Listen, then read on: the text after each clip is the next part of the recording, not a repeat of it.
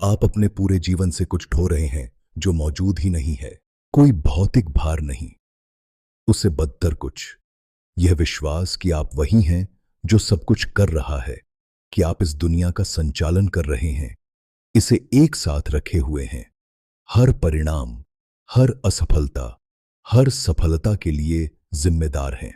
क्या हो अगर मैं आपसे कहूं कि यह सबसे बड़ा झूठ है जिसे आपने कभी विश्वास किया है? और क्या हो अगर इसे देख लेने से आप जो करते हैं वह नहीं बदलता, बल्कि जीवन से गुजरने का तरीका पूरी तरह बदल जाता है? यह है अद्वैतवाद।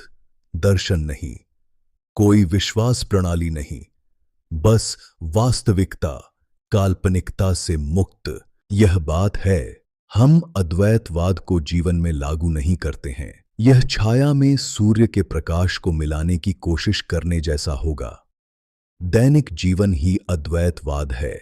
यह आपके कामकाज, आपकी बातचीत, आपके ईमेल, सुबह 3 बजे आपकी चिंता के रूप में प्रकट होता है। यह विचार हमेशा रहा है कि एक आप है जो एक दुनिया का संचालन कर रहा है, लेकिन यही हम गलत हैं। यह सब एक बड़ा भ्रम है। इसे देखें और एकीकृत करने के लिए कुछ भी नहीं है, केवल ध्यान रखने की जगह में बदलाव। फैसले अभी भी होते हैं, भोजन पकते हैं, नौकरी होती है, लेकिन काल्पनिक कर्ता जो एटलस की तरह दुनिया को अपने कंधों पर उठाए हुए है, वह कभी वास्तविक नहीं था। क्रिया बस बहती है, जैसे सांस लेना, निरंतर। जीवन निष्क्रिय या सक्रिय नहीं हो जाता जब आप इसे महसूस करते हैं। यह स्पष्ट हो जाता है जब मन हर अनुभव को मैं की कहानी के माध्यम से छानने के लिए रुकता नहीं है, तो क्षण क्रिस्टल की तरह स्पष्ट है।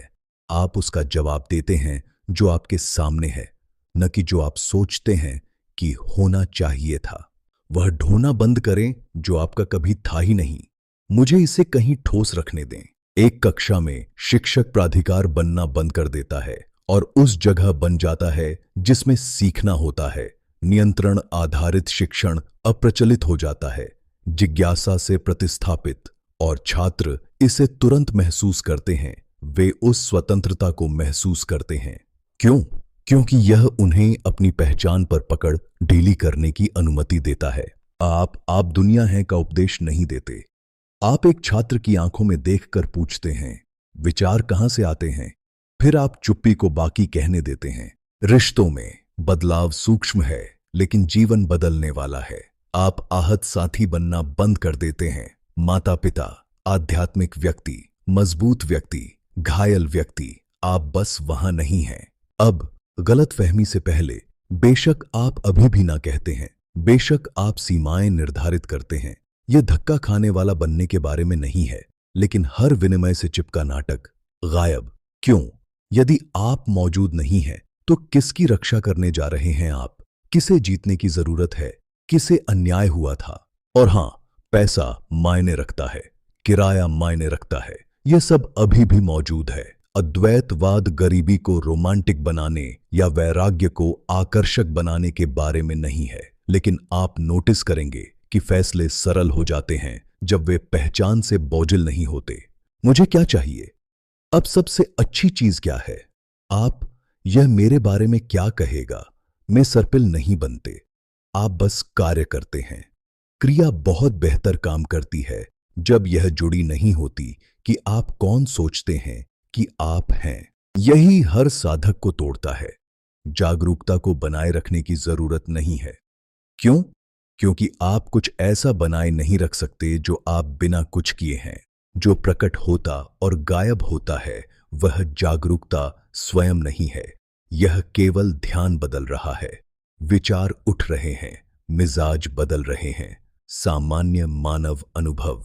उसे जागरूकता का नुकसान कहना ऐसा है जैसे कहना कि स्क्रीन सीज टू एग्जिस्ट क्योंकि एक अलग फिल्म खेलना शुरू हो गई थी। समस्या जागरूकता भूलना नहीं है, यह विश्वास करना है कि आप इसे कभी छोड़ दिया था।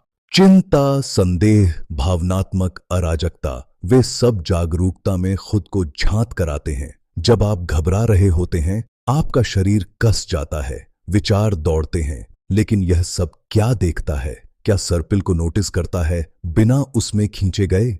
यह स्वयं दुख के बारे में नहीं है, यह दुखी होने वाले के रूप में पहचानना है। आपके सिर में आवाज कहती है, यह मुझे क्यों हो रहा है, लेकिन वह मैं विचार से बना है, और विचार दुख नहीं कर सकता, यह केवल दुख का वर्णन कर सकता है। समस्या, तथ्यों की जांच करने के बजाय टिप्पणी पर विश्वास करना। तो मन से मत लड़ें, इसे चुप करने की कोशिश न करें, आवाज को बोलने दें, बस जवाब मत दें, भावना को बाहर निकलने दें, बस उसे उठा मत लें। आध्यात्मिक अवधारणाएं दुख की एक और परत बन सकती हैं।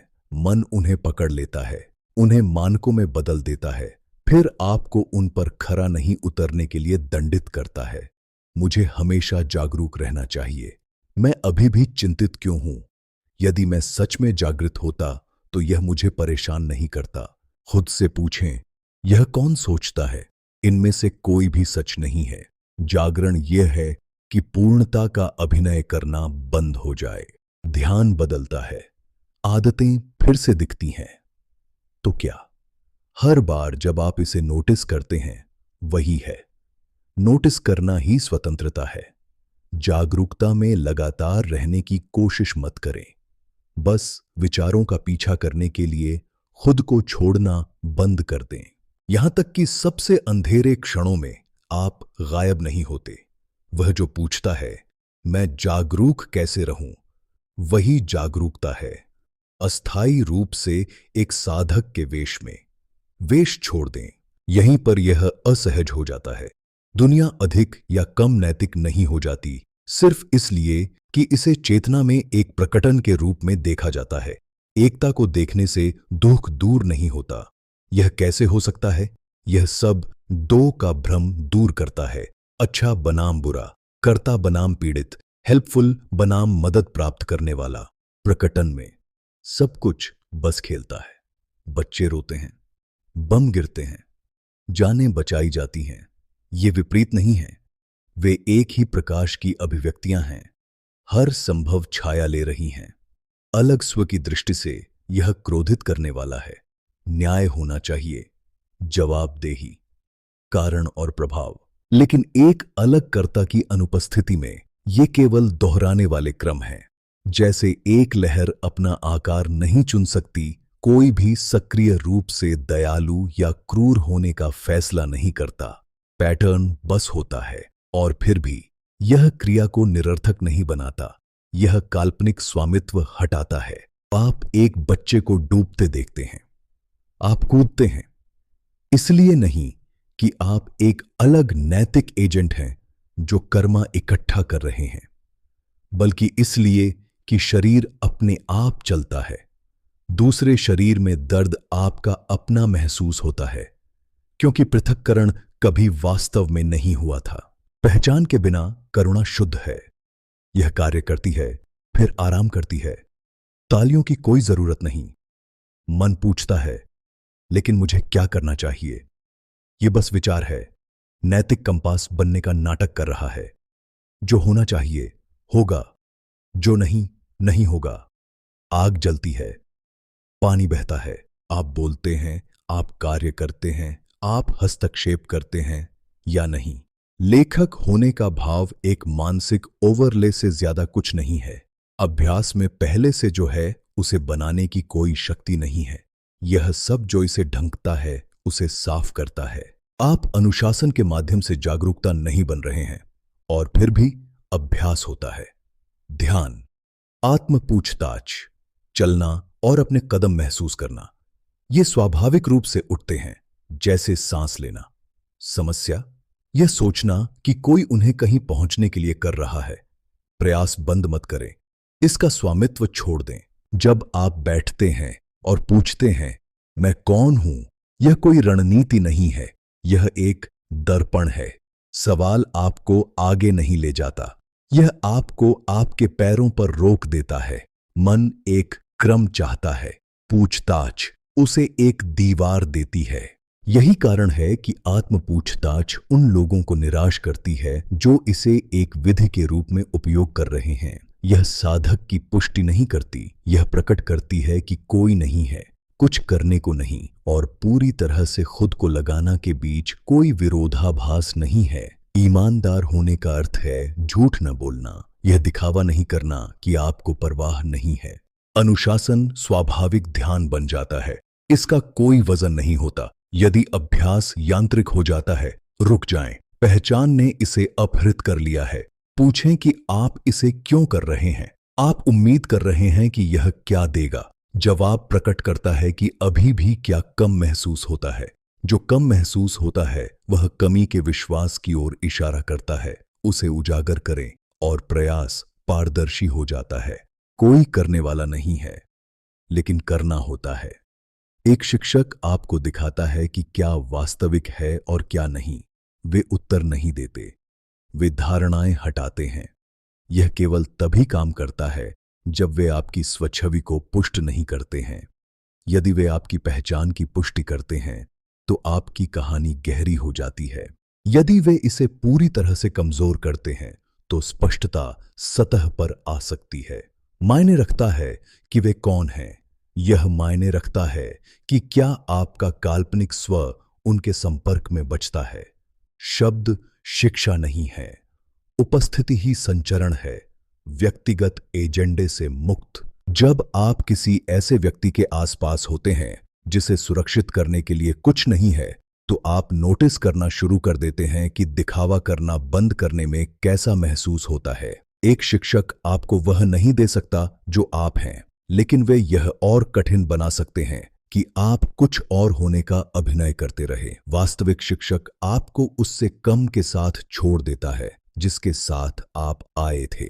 सत्संग कोई समारोह नहीं है, यह अकेले एक पार्क में हो सकता है, बातचीत के बीच में, किसी ऐसे के साथ जो बोलता नहीं है। यदि आप बिना छाने के सुन रहे हैं, वही सत्संग है। केवल एक चीज मायने रखता है, क्या आप अधिक स्व अवधारणा के साथ जाते हैं या कम के साथ। अद्वैतवाद वास्तविकता को समतल नहीं करता, यह इसे काल्पनिकता से मुक्त करता है। जो बचता है स्वामित्व के बिना क्रिया, पहचान के बिना देखभाल, दर्द को देखने वाली जागरूकता प्रतिक्रिया देती है, फिर छोड़ देती है। कोई कहानी नहीं, बस जो होता है। आप गायब नहीं होते, आप पहले से ही वहां नहीं थे और जीवन चलता रहता है। कामकाज, बातचीत, ईमेल, समस्याएं, सुंदरता, यह सब सांस लेने की तरह बहता हुआ निरंतर।